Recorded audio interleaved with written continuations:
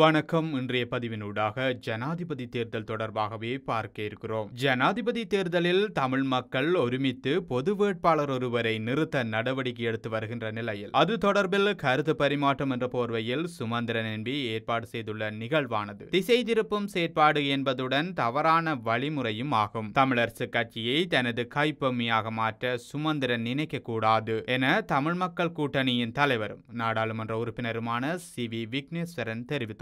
தமிழ் பொது வேட்பாளர் குறித்து எம்.ஏ. சுமந்திரன் அடுத்த மாதம் 9ஆம் தேதி ஏற்பாடு செய்துள்ள கருத்து பரிமாற்ற நிகழ்வு தொடர்பில் ஊடகவியலாளர்கள் எழுப்பிய கேள்விக்கு பதிலளிக்கும் போதே அவர் மேற்கண்டவாறு கூறினார். இது தொடர்பில் அவர் மேலும் தெரிவிக்கையில், தமிழ் பொது வேட்பாளர் தொடர்பான இந்த கூட்டத்திற்கு எனக்கு ஒரு அழைப்பும் வரவில்லை. ஆனால் இவ்வாறான கருத்து பரிமாற்ற கூட்டங்கள் என்பது எங்களை திசை திருப்புவதாகவே அமையும். ஏனென்றால் தேசியத்தோடு இணைந்திருக்கும் எங்கள் சிவில் சமூகத்தினர் தமிழ் மக்கள் சார்பிலேயே ஒருவரை பொது வேட்பாளராக நிறுத்துவது என்ற முடிவுக்கு வந்துவிட்டார்கள். இதனை முன்வைத்து அடுத்த கட்ட நடவடிக்கைகள் தொடர்பில் மக்களுடனும் பல அரசியல் தரப்புகளுடனும் தொடர்ந்து பேசிக் கொண்டிருக்கிறார்கள். இவ்வாறான பொதுவான நிலைப்பாடு எடுக்கப்பட்டு அதனை வலுப்படுத்தும் நடவடிக்கைகள் முன்னெடுக்கப்படும் போது இந்த விவகாரத்தை பொது வழியில் கொண்டு சென்று கருத்து பரிமாற்றம் என்று சொல்லி முரண்பாட்டுக்குரியதாக கொண்டு வந்து நிறுத்துவது எங்களை திசை திருப்புவதாகவே அமையும். ஆகவே எங்களுடைய இந்த நிலைப்பாட்டுக்கு எதிராக யாராவது ஏதாவது சொல்ல வேண்டுமாக இருந்தால் எப்பவும் எதனையும் சொல்லட்டும். அதற்குரிய பதில்களை நாங்கள் கூறுவோம். அதாவது பொது வேட்பாளரை கொண்டு வந்து நிறுத்தினால் தமிழ் மக்கள் வாக்களிக்காமல் விடுவார்கள் அல்லது அப்படி இப்படி என்று ஏதாவது காரணங்களை சொன்னால் அதற்குரிய பதில்களை வழங்கவும் நாங்கள் தயாராக இருக்கிறோம். நாங்கள் எடுத்துக்கொண்ட தீர்மானத்திலிருந்து நழுவக்கூடாது. அந்த தீர்மானத்திலிருந்து எங்களை அங்கு இங்கு என கொண்டு செல்ல அல்லது வழி நடத்த பார்க்கிறார்கள். ஆகவே எங்களுடைய சிவில் சமூகத்தினர் இது சம்பந்தமான நடவடிக்கைகளில் மிக கவனமாக இறங்க வேண்டும். எமது தீர்மானம் குறித்து எந்தவிதமான கருத்து பரிமாற்றமும் தேவையில்லை. ஏனெனில் நாங்கள் ஒரு முடிவை எடுத்துவிட்டோம். அது சம்பந்தமான ஆதரவு அல்லது எதிர்ப்பு தெரிவிப்பவர்கள் தங்களுடைய கருத்துக்களை எங்களுக்கு தருகின்ற போது அதற்கு பதிலை கொடுப்பது எங்களுடைய கடமை. அதனை விடுத்து இந்த விடயத்தை பொது வழியில் அல்லது பொது மன்றில் பேசவும் அதை பெரிதாக்கவும் வேறு விதமாக இதை திசை மாற்றிக் கொண்டு செல்ல நினைப்பதும் பிழையான ஒரு வழிமுறை என்பது என்னுடைய கருத்தாகும். மேலும் இந்த சந்திப்பு தொடர்பில் எனக்கு எதுவும் அறிவிக்கப்படவில்லை. அதற்கு நான் அழைக்கப்படவும் இல்லை. பத்திரிகைகள் ஊடாகவே இதனை நான் பார்த்தேன். அதே போன்று வேறு யாரும் எனக்கு இது தொடர்பில் எதுவும் தெரிவிக்கவில்லை. இருப்பினும் இந்த நடவடிக்கை மிகவும் பிழையானது. அவ்வாறான ஒரு கருத்து பரிமாற்றம் இருக்கக்கூடாது.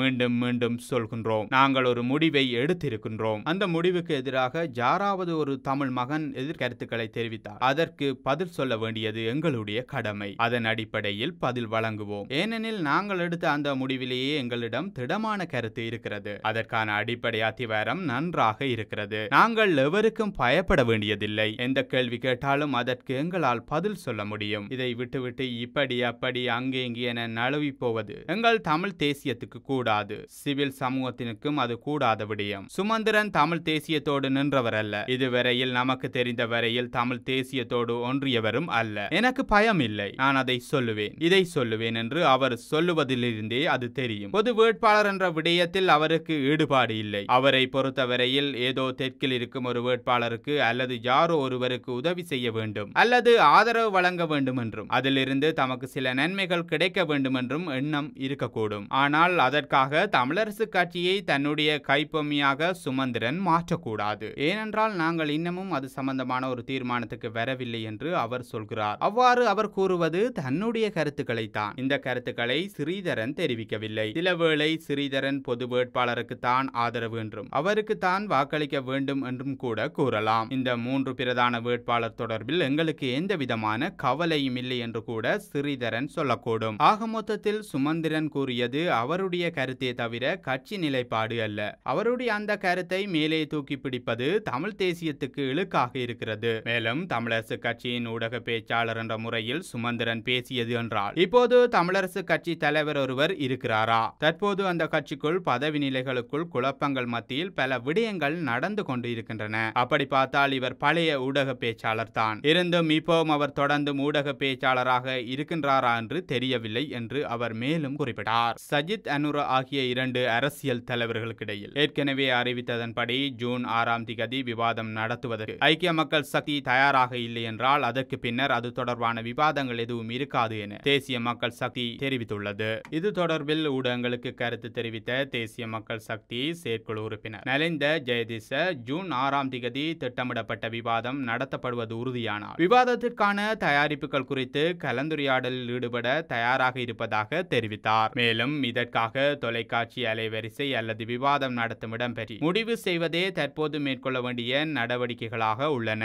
எனினும் ஏனைய முட்டாள்தனங்களுக்கு வீண் விரயம் செய்ய தமது கட்சிக்கு நேரமில்லை. அரசியல் நகைச்சுவையாக கூறப்பட்டிருந்தாலும் கூட ஜூன் 6ஆம் திகதி அன்று உத்தேசிக்கப்பட்ட விவாதம் குறித்து சஜித் பிரேமதாச மற்றும் நளின் பண்டார ஆகியோருக்கு நினைவுபடுத்த விரும்புகிறேன். ஜனாதிபதி தேர்தல் நடைபெற உள்ள நிலையில் பிரதான வேட்பாளர்களுக்கு இடையில் விவாதம் நடத்துவது உலக நடைமுறையாகும். இதன்படி அமெரிக்க ஜனாதிபதி ஜோ பைடனுக்கும் டொனால்ட் ட்ரம்புக்கும் இடையில் 2 விவாதங்கள் ஜூலை 27 மற்றும் செப்டம்பர் 7ஆம் திகதிகளில் திட்டமிடப்பட்டுள்ளன. இந்த விவாதத்தை எந்த வேட்பாளரும் வலிந்து கேட்கவில்லை. மாறாக ஜனாதிபதி தேர்தல் ஒன்று வரப்போகிறது என்றால் 2 முக்கிய வேட்பாளர்களின் கொள்கைகளை மக்கள் அறிந்து கொள்வது முக்கியம் என்ற அடிப்படையிலேயே இந்த விவாதங்கள் ஏற்பாடு செய்யப்பட்டிருக்கின்றன என அவர் தெரிவித்துள்ளார். ஜனாதிபதி தேர்தல் தொடர்பாக எந்தெந்த விடயங்கள் இனிவரும் காலங்களில் நடக்கப் போகிறது என்பதை பொறுத்திருந்துதான் பார்க்க வேண்டும். நன்றி.